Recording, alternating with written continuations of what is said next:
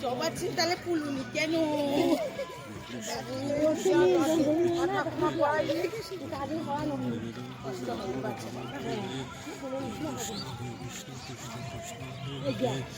এখানে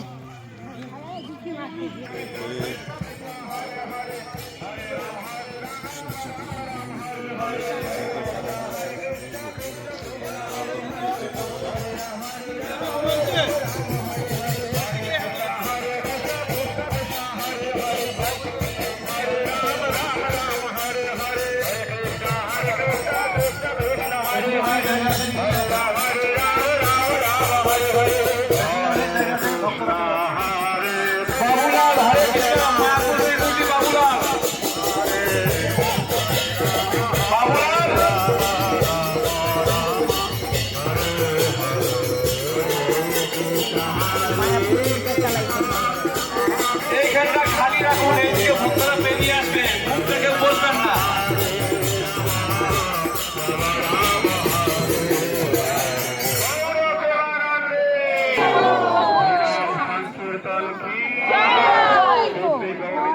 বাবুলাল মায়াপুর শিক্ষা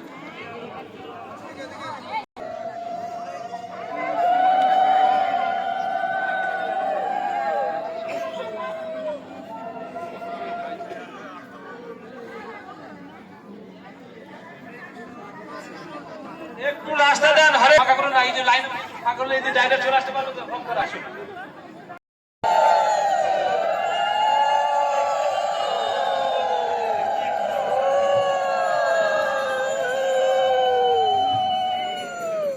শ্রী গোবিন্দ গোপীনাথ মদন মোহন, শ্রী গোবিন্দ গোপীনাথ মদন মোহন। জয় রাধে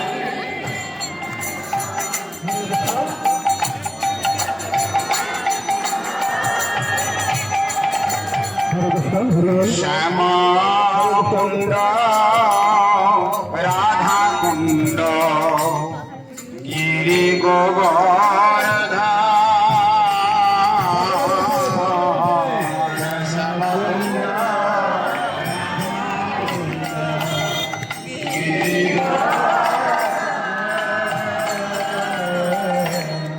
কালিন্দী যমুনা জয় জয় মহাবা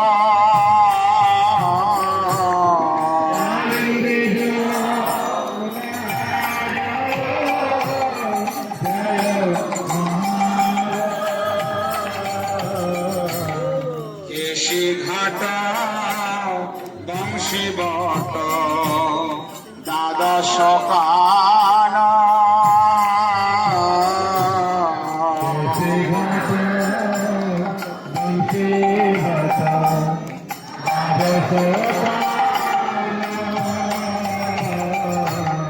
যাহা সব লীলা কইলা শ্রীনন্দ নন্দ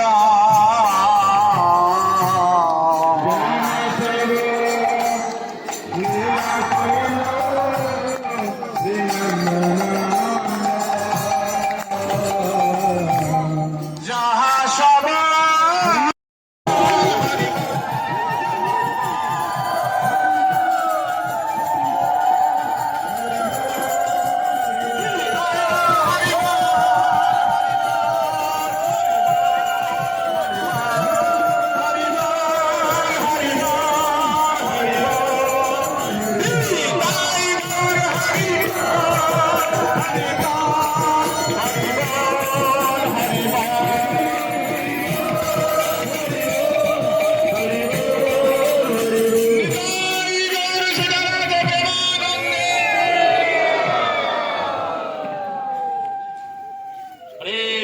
হরে কৃষ্ণ কৃষ্ণ কৃষ্ণ হরে হরে হরে রাম রাম রাম হরে হরে নিতাই গৌর প্রেমানন্দে।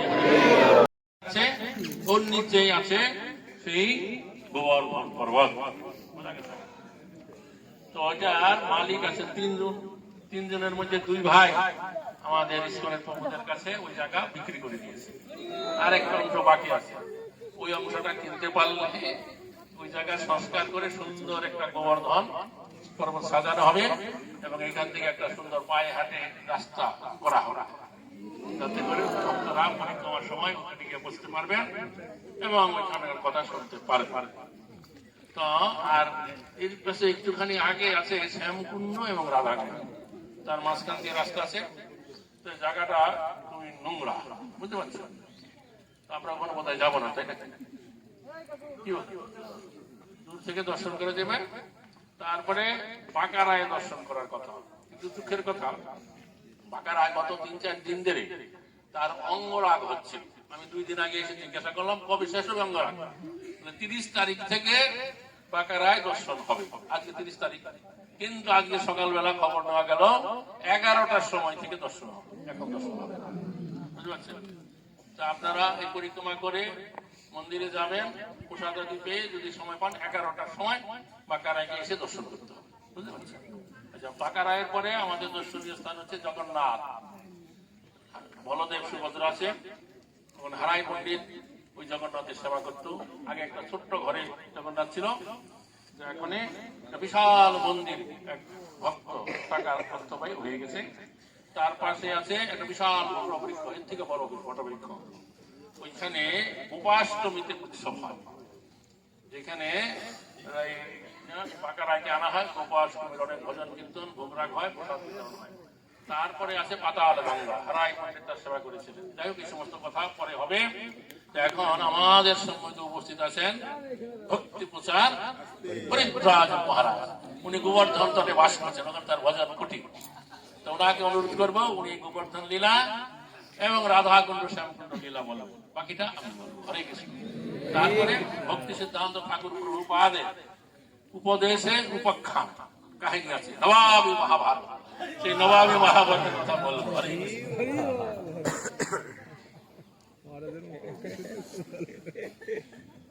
ओम ज्ञानतिमिरान्धस्य ज्ञानाञ्जनशलाकया चक्षुरुन्मिलितं येन तस्मै श्रीगुरवे नमः।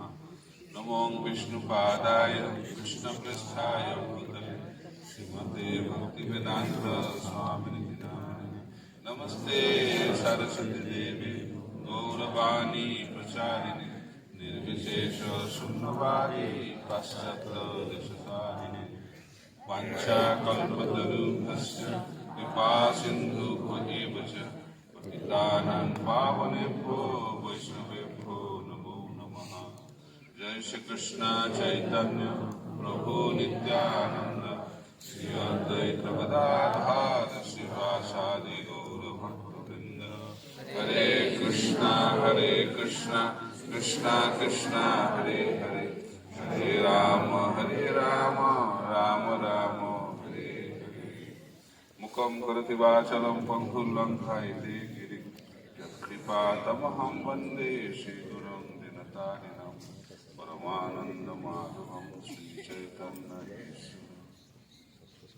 हरे कृष्णा उच्च स्वरे बोलें, हरे कृष्णा कृष्णा कृष्णा हरे हरे, हरे राम राम राम हरे हरे। एक चक्रधाम परिक्रमा की শ্রীমৎ গৌরাঙ্গ প্রেম স্বামী মহারাজ বললেন, যেখানে আমরা এসে পৌঁছেছি এই জায়গাটি হচ্ছে অত্যন্ত গুরুত্বপূর্ণ, কারণ এখানে গিরিরাজ গোবর্ধন এবং রাধাকুণ্ড শ্যামকুণ্ড বিরাজমান। রূপ গোস্বামী তিনি উপদেশামৃত গ্রন্থে বলছেন, বৈকুণ্ঠের থেকে শ্রেষ্ঠ হচ্ছে মথুরা, মথুরার থেকে শ্রেষ্ঠ হচ্ছে বৃন্দাবন, বৃন্দাবনের থেকে শ্রেষ্ঠ হচ্ছে গোবর্ধন এবং গোবর্ধনের থেকে শ্রেষ্ঠ হচ্ছে রাধাকুণ্ড। তো বলা হচ্ছে বৃন্দাবন গৌরীয় বৈষ্ণবদের আরাধ্য ধাম। মহাপ্রভু বলছেন, আরাধ্য ভগবান ব্রজসে তনয় তদ্ধাম বৃন্দাবন। ब्रह्मा क्वचित उपासना ब्रजबधु वर्गन जपिता श्रीमद भागवतम प्रमाणम अमलम प्रेमापमार्थ महान श्री चैतन्य महाप्रभुर मतविदम तत्र आधार नाम पड़ा। तो महाप्रभु शिक्षा হচ্ছে আমাদের আরাধ্য ধাম হচ্ছে বৃন্দাবন। তো সেই বৃন্দাবনকে প্রকট করেছেন নিত্যানন্দ প্রভু, কারণ এই একচক্র ধাম অভিন্ন বৃন্দাবন। কারণ কৃষ্ণ যখন বলছেন রাধারানীকে যে আমরা প্রকট লীলা প্রকট করব ভৌম এই জড়জগতে, তখন শ্রীমতী রাধারানী বললেন আমি তো সেখানে যাব না যদি সেখানে বৃন্দাবন না থাকে, যমুনা না থাকে, গোবর্ধন না থাকে। তখন কৃষ্ণ বললেন যে ইতিমধ্যে ওনারা ওখানে প্রকট হয়ে গেছে।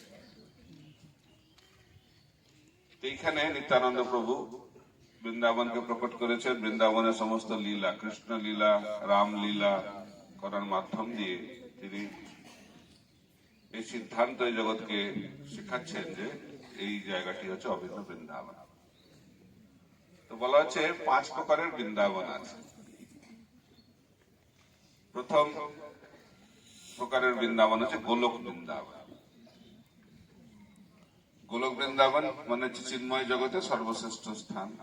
আপনারা জানেন এই জড়জগতের ঊর্ধ্বে রয়েছে ব্রহ্মজ্যোতি, ব্রহ্মজ্যোতির পরে বৈকুণ্ঠ লোক, বৈকুণ্ঠ লোকের সর্বশ্রেষ্ঠ স্থান হচ্ছে গোলক বৃন্দাবন। তো সেই ধাম নিত্য বিরাজমান, সেখানে কৃষ্ণচন্দ্র ভগবান তিনি নিত্য লীলা বিলাস করছেন। তো সেই কৃষ্ণচন্দ্র ভগবান যখন এই জগতে প্রকট হন তখন তিনি এই গোলক বৃন্দাবনকে এই জগতেও প্রকট করেন। আজ থেকে প্রায় 5000 বছর আগে যখন কৃষ্ণচন্দ্র ভগবান এই জগতে প্রকট হয়েছিলেন তখন সেই ধামকে, বৃন্দাবন ধামকে তিনি প্রকট করেছিলেন। সেটা হচ্ছে দ্বিতীয় প্রকার বৃন্দাবন। তারপরে কৃষ্ণ 125 বছর লীলা বিলাস করার পরে অপ্রকট হয়ে যান, কিন্তু বৃন্দাবন ধামটা এই জগতে থেকে যায়। সেটা হচ্ছে তৃতীয় প্রকার বৃন্দাবন, যেটা আমরা এখন দর্শন করতে যাই দিল্লির কাছে উত্তরপ্রদেশে। ভগবান অপ্রকট হয়ে যাওয়ার পরেও ধাম এখানে রয়ে গেছে। তারপরে 4 প্রকার চতুর্থ যে বৃন্দাবন, সেটি হচ্ছে যেখানে ভগবানের শুদ্ধ ভক্তরা থাকেন সেই জায়গাটাই বৃন্দাবনে পরিণত হয়। শ্রীল ভক্তিবিনোদ ঠাকুর বলছেন যেদিন গৃহে ভজন দেখি গৃহেতে গোলক ভাই। বৃন্দাবন ভক্তিবিনোদ ঠাকুর বলছেন আমি যেদিন গৃহে কৃষ্ণ ভজন দেখি তখন গৃহটাকে আর গৃহ দেখি না, সে গৃহটাকে কেমন লাগে? বৃন্দাবন। রূপ সনাতনী ও রামকেলিতে ছিলেন, রামকেলিতে বৃন্দাবন প্রকট করলেন। নিত্যানন্দ প্রভু এখানে যখন লীলা বিলাস করেছেন তখন এখানে বৃন্দাবনকে প্রকট করেছেন। আর পঞ্চম যে বৃন্দাবন, সেটি মহাপ্রভু জগন্নাথ পুরীতে যখন জগন্নাথের সামনে নৃত্য করছেন রথযাত্রার সময়, তখন তিনি বলছেন অন্যের হৃদয় মন, মোর মন বৃন্দাবন। তো মহাপ্রভু বলছেন যে আমার মন হচ্ছে বৃন্দাবন। তো কোন মন বৃন্দাবন? শ্রীল প্রভুপাদ বলছেন যে মন 24 ঘন্টা বৃন্দাবনের চিন্তায় মগ্ন, সেই মন হচ্ছে বৃন্দাবন। তো গোলক বৃন্দাবনে যদি আমরা যেতে চাই, কারা কারা গোলক বৃন্দাবনে যেতে চান? খুব ভালো। তাহলে কি করতে হবে? মনটাকে বৃন্দাবনে পরিণত করতে হবে। তাই যে আমরা এখানে ধাম পরিক্রমা করছি, তার উদ্দেশ্য হচ্ছে মনটা যেন বৃন্দাবনে আবিষ্ট হয়।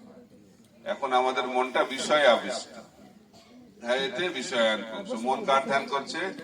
বিষয়ের ধ্যান করছে। এখানে বসে থাকলেও হয়তো মনটা অন্য জায়গায় পড়ে আছে। তাই মনটাকে লাগাতে হবে বৃন্দাবনে, তাহলে আমরা গোলক বৃন্দাবনে যাওয়ার যোগ্যতা অর্জন করবো। সেই জন্য বৃন্দাবনকে দেখতে গেলে চোখ দিয়ে বৃন্দাবনকে দেখা যাবে না। শ্রীল ভক্তি সিদ্ধান্ত সরস্বতী প্রভুপাদ বলতেন ধামকে কিভাবে দেখতে হবে? কান দিয়ে দেখতে হবে, তাই আমাদেরকে শ্রবণ করতে হবে। যত আমরা শ্রবণ করব তত হৃদয় পবিত্র হবে, আর হৃদয় যত পবিত্র হবে সেই হৃদয়ে বৃন্দাবন প্রকটিত হবে। এইখানে গোবর্ধন লীলা হয়েছিল, আপনারা জানেন। গিরিরাজ গোবর্ধন, তার স্বরূপ জানা দরকার। গোবর্ধন হচ্ছেন একই সঙ্গে ভগবান এবং ভক্ত। গোপীরা শ্রীমদ্ ভাগবতে ব্যাখ্যা করছেন যে সর্বশ্রেষ্ঠ ভক্ত হচ্ছে গিরিরাজ গোবর্ধন। আর গোবর্ধন লীলার মাধ্যম দিয়ে কৃষ্ণ দেখাচ্ছেন যে গিরিরাজ হচ্ছে কৃষ্ণ থেকে অভিন্ন ভগবান। যে গোবর্ধনকে আমরা এখন দেখছি সেই গোবর্ধনের আকৃতি অনেক বড় ছিল যখন গোবর্ধন আবির্ভূত হয়েছিল। অনেক অনেক বছর আগে গোবর্ধন আবির্ভূত হয়েছিলেন দ্রোণাচার্যের পুত্র রূপে। তো সেটা আলোচনা করব কিনা ভাবছি, কারণ সময় কম আছে। দ্রোণাচার্যের পুত্র রূপে আবির্ভূত হয়েছিলেন গোবর্ধন ভারতের পশ্চিম দিকে শালমলি দ্বীপপুঞ্জ চলে যায়। তো ভাবছি যদি এই গোবর্ধন যেত তাহলে খুব ভালো হতো। তো বলেছে তার বাবাকে, তো বাবা খুব দুঃখ যে কেন নিয়ে যাবে, কিন্তু মুনি আবার যদি না দিই তাহলে অভিশাপ দিয়ে দেবে। এখন কি করবে? তো গোবর্ধন বলছে ঠিক আছে আমি যাব, কিন্তু একটা শর্ত রয়েছে। কি শর্ত? আমাকে নিয়ে যেতে হবে, কিন্তু আপনি যদি কোনো জায়গায় আমাকে রাখেন তাহলে আমি আর সেখান থেকে আর যাব না। তো বলছে ঠিক আছে, কি আর অসুবিধা আছে। তো পুলস্ত মুনি তাকে যোগশক্তি রয়েছে, তো তাকে তুলেছে অনায়াসে, তুলে নিয়ে যাচ্ছে। তো আস্তে আস্তে আস্তে যখন ব্রজে প্রবেশ করেছে তখন গোবর্ধন ভাবছে এখানেই তো আমার প্রভু লীলা বিলাস করবেন, আর এখান থেকে গিয়ে কি লাভ, এখানেই থেকে যায়। তখন কি হয়েছে, তখন একটা প্রাতকৃত্য করার একটা চাপ অনুভব করেছে পুলস্ত মুনি, ন্যাচারাল কর। তখন ভুলে গেছে যে কি শর্ত ছিল গোবর্ধনের। তো গোবর্ধনকে রেখে প্রাতকৃত্য করতে গেছে। ওটা করে যখন ফিরে এসেছে, তুলতে যাচ্ছে আর উঠছে না। অনেক চেষ্টা করছে আর উঠছে না। তখন অত্যন্ত ক্রোধান্বিত হয়েছে। তখন গোবর্ধন বলছে আমি তো বলেছিলাম, শর্ত তো আপনি মেনে নিয়েছিলেন যে আমি যেখানে একবার বসে যাব সেখান থেকে আর। পুলস্ত ঋষি খুব ক্রোধান্বিত হয়েছেন, বলছে তুমি আমাকে এইভাবে ঠকালে, আমি তোমাকে অভিশাপ দিচ্ছি। কি অভিশাপ? প্রতিদিন তিল তিল করে তুমি মাটির নিচে চলে যাবে, এক তিল করে প্রতিদিন। তো যখন গোবর্ধন আবির্ভূত হয়েছিলেন তখন তার সাইজটা বিরাট ছিল, 64 মাইল লম্বা, 40 মাইল চওড়া আর 16 মাইল উচ্চতা সম্পন্ন গিরিরাজ গোবর্ধন। কিন্তু যেহেতু এই অভিশাপের ফলে তিনি তিল তিল করে নিচে চলে গেছেন, তাই সাইজটা এখন কমে গেছে।